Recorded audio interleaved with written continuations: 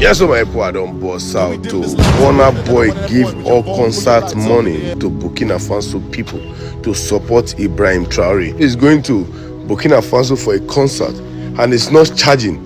And all the money they are going to be making in the concert is going to dedicate it to the Burkina Faso people. Please take your time and watch this video. Hit the comment section with your opinion. Hit the like button on Facebook. We recommend the video uploading. Share the video because right about now, it's about to get down.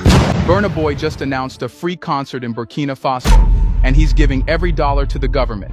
Why would one of Africa's richest artists give up $1 million payday for a coup leader? Let's find out. A global superstar giving away a concert isn't just rare, it's unheard of. Burna Boy, one of the most commercially successful artists on the continent, is deliberately walking away from over $1 million. Not because he's bored, not because he's trying to boost his career, but because he's backing something bigger than fame, an idea. This concert is not a tour stop, it's a statement. Burna Boy is using his platform to uplift a country that most of the world still ignores or misunderstands.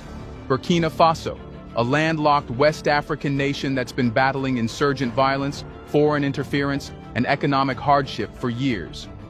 But despite its struggles, Burkina Faso is also the birthplace of a powerful new ideology sweeping across Africa: self-reliance without the West. Burna's decision didn't come from a management deal or music label stunt. It was personal.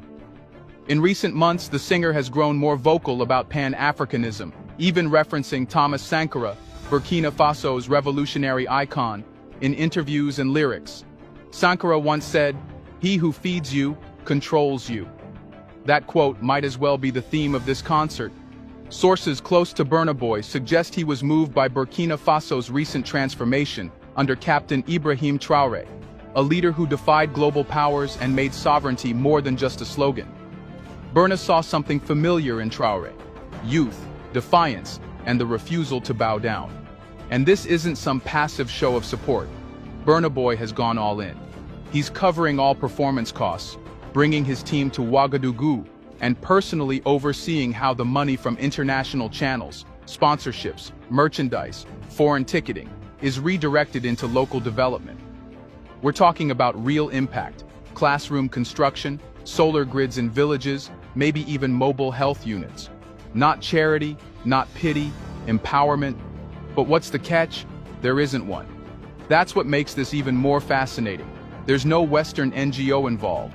No international charity brand on stage, no profit sharing. Burna Boy is not using Burkina Faso as a brand boost. He's treating it like a partner, a revolutionary partner. And fans aren't just getting a concert, they're getting a political message, one wrapped in rhythm and lyrics. Expect tributes to leaders like Sankara and Lumumba. Expect visuals that celebrate African resistance and unity. Expect chants, tears, and electricity in the air. Still, it raises a bigger question. Why would Burna Boy align himself with someone as controversial as Captain Ibrahim Traoré, a military figure the Western press often labels a coup leader, or autocrat? Why would a pop icon risk his image on a man the international elite are trying to discredit? What exactly is it about Captain Traoré that's drawing so much loyalty? From youth, from Pan-Africanists, and now from Africa's biggest artist. At first glance, it sounds like a publicity stunt. A free concert in a struggling country, backed by a superstar with a flashy name. What could that possibly change? But that's where this story breaks the mold. Burna Boy's concert in Burkina Faso isn't just about music. It's been engineered as a financial vehicle, a bold experiment in Pan-African fundraising without begging bowls. Instead of calling for international donors, the event creates a circular system. Africans and allies around the world pay to experience the revolution, and the revenue stays in Africa to fuel that revolution. This Burkina Faso performance could double or triple that, especially with digital streams, VIP packages, and fan merchandise drops timed around the event.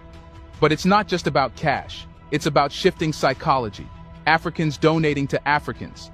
African art is paying for African progress. It's the symbolism that makes this different, and dangerous to those who profit from Africa's poverty narratives. Still, for a concert to become this impactful, it must carry more than money. It has to inspire, provoke, and unite. And Burna Boy knows this. He's turning the stage into more than a platform. He's turning it into a weapon of culture, pride, and protest. So the next question is, how exactly will Burna Boy use this moment, his stage, his music, his message, to spark something bigger? It's one thing to raise money. It's another thing to raise consciousness. What makes Burna Boy's concert in Burkina Faso revolutionary isn't just the money flowing into development, it's the message flowing into minds. Because in Africa, music has never been just sound. It's always been resistant to rhythm. Long before press conferences and campaign speeches, it was the griots who told the truth, the poets who warned kings, the drummers who stirred spirits before battle. And now, in this modern age, Burna Boy is stepping into that lineage, not just as a performer, but as a political artist standing on a battlefield of ideas. And make no mistake, this concert will be political, not partisan, not angry, but intentional. His lyrics, stage visuals, set list, and even guest performers are expected to echo a single theme. Africa doesn't need saving, it needs remembering. Remembering its power, its roots, and its right to decide its future. Burna Boy has already laid the foundation for this message in his music. Songs like Monsters You Made call out colonial trauma. Another story exposes Nigeria's manipulation by the British. He's always known how to lace entertainment with education. But now, the classroom is bigger. The stakes are higher. This isn't just for Spotify. This is for history. The stage in Ouagadougou will likely feature tributes to icons like Thomas Sankara, Patrice Lumumba, and Amilcar Cabral. Not just as nostalgic names, but as unfinished conversations. He may perform barefoot, like Fela Kuti. He may project quotes of African revolutionaries on giant LED walls. He might stop mid-song to speak truths. Because this time, the audience isn't just the crowd in front of him. It's the whole continent watching through live streams, headlines, and social media. And in a region saturated with foreign music, Western culture, and imported values, this concert becomes a reclaiming of African narrative power. For lacking unity, Burkina Faso is becoming the meeting point of art and resistance, of music and meaning, of culture and nation building. And people are noticing. Pan-African thinkers are already proposing cultural summits in Ouagadougou, revolution-themed art exhibits, Afro-conscious music residencies, even startup incubators focused on indigenous design and anti-colonial tech. In other words, this isn't just about one concert, it's about building a movement hub, a city that channels both spirit and strategy. Of course, there will be challenges. Burkina Faso still faces security threats. Infrastructure is fragile. But the symbolism is already in motion, and symbols can reshape maps. Remember Havana in the 1960s? One revolutionary moment turned a small island into a global center of socialist art, music, and literature. Why couldn't Ouagadougou become the Havana of Africa? And unlike other cultural centers that rely heavily on foreign funding or soft diplomacy, Burkina Faso's rise is organic. It's not curated for tourists or shaped by colonial leftovers. It's raw, defiant, and homegrown. That authenticity is what's attracting the continent's creatives. And that momentum, if harnessed, could make Burkina Faso not just a political example, but a cultural compass. So the question isn't whether Burkina Faso is ready. It's whether the rest of Africa is ready to follow it. Do you think more artists will do the same? Is change finally happening? Let us know in the comment section when the West will accept that they have lost Africa. Do you want to watch more videos like this one? If so, subscribe to our channel and press the bell icon next to it. We have decided to bring videos on something nobody talks about: the Black culture, civilization, history, and evidence about how glorious Blacks have been. Thanks for watching, and until the next video, stay tuned.